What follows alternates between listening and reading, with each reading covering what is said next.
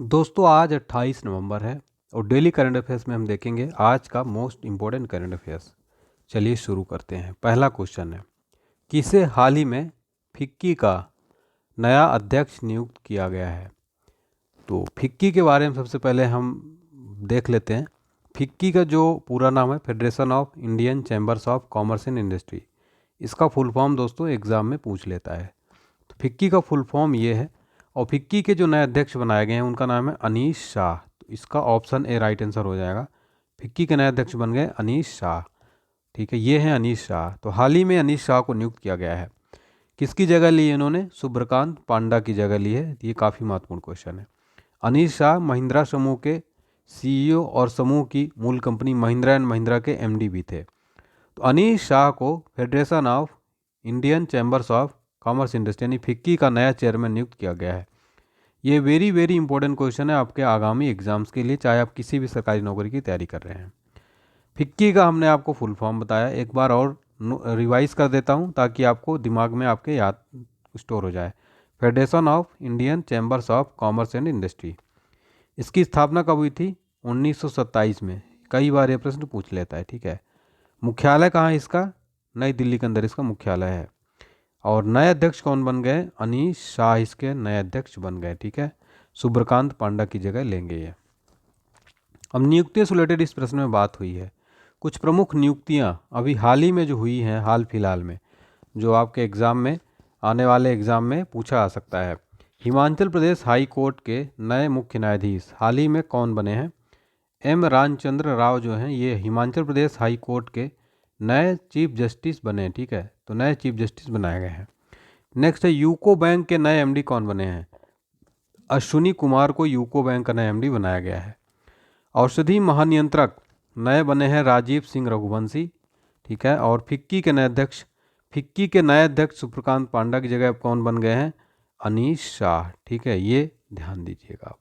चलिए, question number second है, Christopher Luxon ने किस देश के प्रधानमंत्री बने हैं? क्रिस्टोफर लक्सन नए जो है देश के प्रधानमंत्री के शपथ के रूप में इन्होंने शपथ लिया है प्रधानमंत्री के रूप में। न्यूजीलैंड के जो नए प्रधानमंत्री बने हैं, क्रिस्टोफर लक्सन को नया प्रधानमंत्री न्यूजीलैंड का बना दिया गया है। ठीक है, तो न्यूजीलैंड में 6 वर्षों में चली आ रही वामपंथी सरकारों का अंत हो गया है। क्रिस्टोफर लक्सन एक रूढ़िवादी गठबंधन का नेतृत्व कर रहे हैं। लक्सन ने सार्वजनिक सेवा में 6.5% कटौती सहित कर कम और सरकारी नौकरशाही का वादा किया है। न्यूजीलैंड की राजधानी वेलिंगटन है।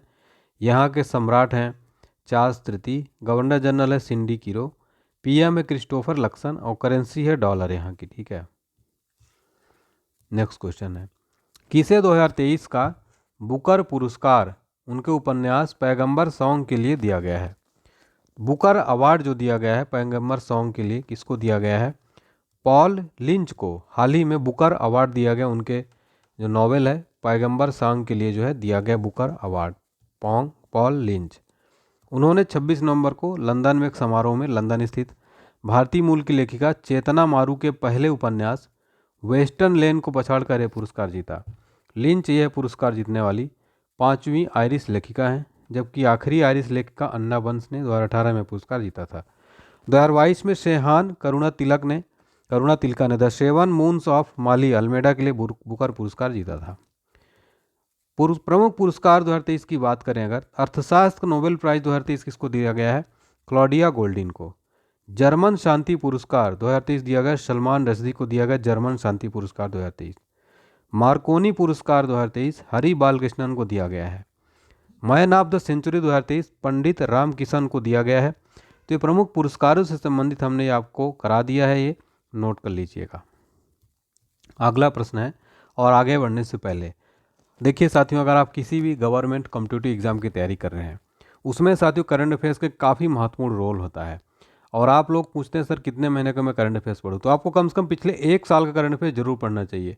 तो मैं आपके लिए साथियों पूरा 1 वर्ष का पिछले जनवरी से लेकर पूरा अभी तक का यानी कि नवंबर तक का कंप्लीट यानी टोटल 11 महीने का टोटल टॉप 1100 प्रश्न मैं आपके लिए पीडीएफ एक तैयार किया हूँ।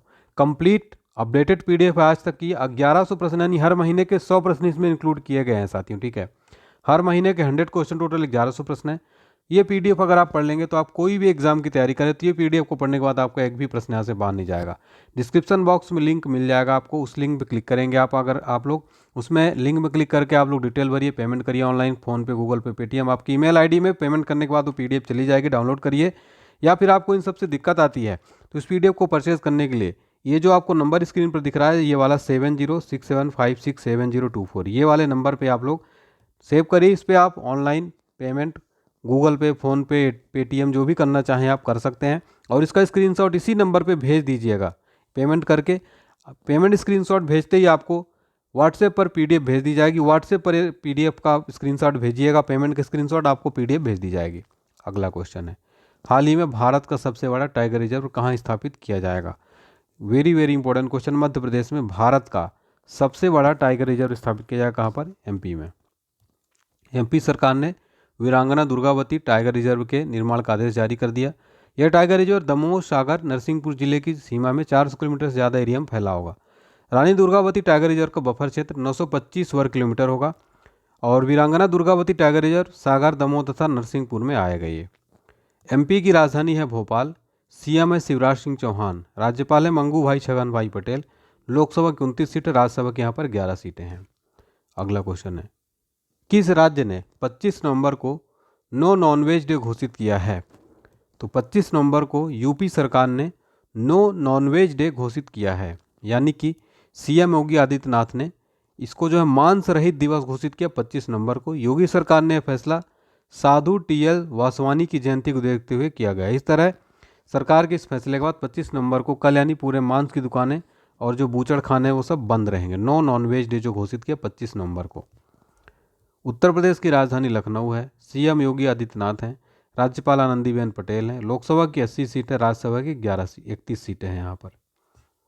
नेक्स्ट क्वेश्चन है, हाल ही में किसने भारत के पहले इनक्यूबेटर फोरम को लॉन्च किया है? तो आईआईटी मद्रास जो है भारत का पहला इनक्यूबेटर फोरम को लॉन्च किया है आईआईटी मद्रास। नवंबर 2023 में आईआईटी मद्रास ने भारत के पहले इनक्यूबेटर फोरम को लॉन्च किया। ये जो है स्टार्टअप की शुरुआती यात्रा में इनक्यूबेटर की अहम भूमिका है। यह नया ऑटोमोबाइल इनक्यूबेस गेम चेंजर के रूप में कार्य करता है। आतंकवादी की पहचान, तुलना, विश्लेषण सरल बनाने समर्थन करता है। ये विरासत पोर्टल यह गृह मंत्रालय लॉन्च किया है। संचार साथी पोर्टल दूरसंचार विभाग लॉन्च किया। साथी पोर्टल को कृषि मंत्रालय ने लॉन्च किया। ई अमृत ऐप को नीति आयोग ने लॉन्च किया है हाल ही में। अगला प्रश्न है, किस राज्य ने हॉट कुक्ड फूड योजना शुरू की है? तो उत्तर प्रदेश सरकार ने हाल ही में हॉट कुक्ड फूड योजना शुरू की है, यूपी गवर्नमेंट ने। ठीक है, उत्तर प्रदेश सरकार द्वारा हाल ही में हॉट कुक्ड फूड योजना शुरू की गई है। इसकी शुरुआत योगी आदित्यनाथ द्वारा की गई। इस योजना की शुरुआत अयोध्या से हो रही है। इस योजना के तहत प्रदेश के सभी आंगनबाड़ियों पर छोटे बच्चों को खाना दिया जाएगा। 3 से 6 आयु वर्ग के बच्चों के लिए इस योजना से लाभ मिलेगा। नेक्स्ट है, कहाँ एशियाई भारत बाजार महोत्सव का आयोजन होने जा रहा है? तो एशियाई भारत बाजार महोत्सव का आयोजन जो जकार्ता में ये होने जा रहा है। जकार्ता के अंदर आपको बता दें साथियों, एशियन भारत बाजार फेस्टिवल का आयोजन 22 से 26 नवंबर तक होगा। यह महोत्सव इंडोनेशिया के जकार्ता में आयोजित किया जाएगा। इसका आयोजन एशिया के भारत मिशन द्वारा किया जा रहा है। इस महोत्सव का उद्देश्य है एशियाई देशों के सदस्य देशों के बीच बाजार और बाजार आधारित लैपटॉप के लिए जागरूकता बढ़ाना और बाजार तैयार करना। किस देश ने भारतीय नागरिकों को वीज़ा मुक्त प्रवेश की अनुमति दी है? वीज़ा फ्री जो है मलेशिया सरकार ने वीज़ा फ्री जो है प्रवेश की अनुमति दी है। मलेशिया में इस साल 1 दिसंबर से देश में आने वाले भारतीय नागरिकों को वीज़ा फ्री कर दिया गया है। 30 दिनों तक बिना वीज़ा के आप यहाँ घूम सकते हैं। 26 नवंबर को पीएम अनवर इब्राहिम ने जो है ये कहा है। पीपुल्स जस्टिस पार्टी की वार्षिक बैठक में किया गया। भारत के साथ चीन के नागरिकों को भी ये अनुमति दी गई, वीज़ा फ्री कंट्री। मलेशिया की राजधानी कुआलालंपुर है। पीएम अनवर इब्राहिम और यहाँ की करेंसी रिंगित है। किस राज्य सरकार की ओर से मिशन दक्ष लॉन्च किया जाएगा? तो लॉन्च किया जाएगा बिहार सरकार के द्वारा। मिशन दक्ष जो है लॉन्च किया जाएगा बिहार गवर्नमेंट के द्वारा। बिहार सरकार ने स्कूलों में अपने साथियों से पिछड़े लगभग 25 लाख बच्चों के लिए मिशन दक्ष शुरू करने का फैसला किया है। ठीक है, बिहार की राजधानी पटना है। सीएम नीतीश कुमार है। राज्यपाल राजेंद्र लेकर हैं। लोकसभा की 40 सीट और राज्यसभा की यहाँ पर 16 सीटें हैं। ठीक है, तो ये आप सब पॉइंट नोट कर लिया करिए साथियों, एग्जाम के लिए काफ़ी महत्वपूर्ण पॉइंट हो जाते हैं ये। ठीक है, अब रिवीजन कर लेते 27 नवंबर का। इमाद वसीम ने संन्यास लिया, किस देश खिलाड़ी? पाकिस्तान के। सूर्य किरण भारत और किस देश के बीच होगा? नेपाल। राष्ट्रीय दुग्ध दिवस मनाया जाता है 26 नवंबर को। और नेशनल मेटलर्जिस्ट अवार्ड किसे सम्मानित किया गया? डॉक्टर देवाशीष भट्टाचार्य। ठीक है। और अंतर्राष्ट्रीय चीनी संगठन परिषद की बैठक की अध्यक्षता कौन करेगा? भारत करेगा। ठीक है। और राष्ट्रीय गोपाल रत्न पुरस्कार का आयोजन कहाँ किया है? गुवाहाटी में। 14वीं उत्सर्जन अंतर रिपोर्ट जारी किया है यूएनएपी ने। वायुमंडलीय तरंग प्रयोग की अंतरिक्ष एजेंसी ने संबंधित है नासा से। पाकिस्तान के सर्वोच्च नागरिक पुरस्कार सम्मानित होने वाले चौथे भारतीय बने हैं सैयदन मुंतफल सैफुद्दीन। न्यायमूर्ति विवेक चौधरी किस हाई कोर्ट के नए न्यायाधीश बने? पटना हाई कोर्ट के। आज का सवाल है साथियों, इसका आंसर आपको कमेंट सेक्शन में बताना है। ठीक है, आज के प्रश्न का आंसर। और साथियों, अगर आपने पीडीएफ परचेज नहीं की करंट अफेयर्स के हमारे 11 महीने की, जरूर परचेज करें। डिस्क्रिप्शन बॉक्स में लिंक है। इस नंबर पर आप ऑनलाइन पेमेंट करके भी, और इसी पेमेंट करने के बाद आप लोग व्हाट्सएप इसी नंबर पर है, इसी नंबर पर स्क्रीनशॉट भेजिए, आपको पीडीएफ भेज दिया जाएगा। ठीक है, थैंक यू सो मच।